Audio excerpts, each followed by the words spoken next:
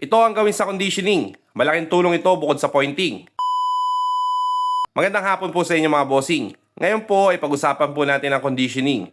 Dito madaming pamamaraan at kanya-kanyang diskarte para matulungan natin ang bawat alaga natin na mapalakas ang kanilang mga katawan at para pagdating sa aktual na exam ay maging maayos ang kanilang mga nilalaro.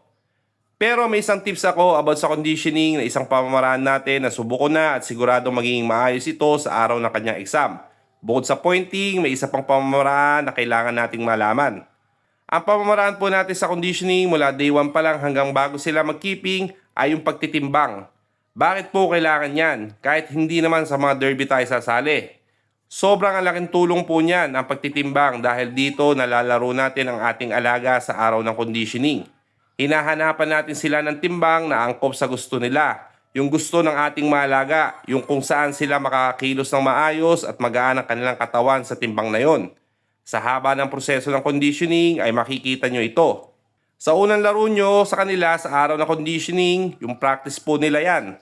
Ay pagtapos po nun ay itimbang nyo sila. Kung okay ang laro nila, i-maintain nyo lang sa ganong timbang.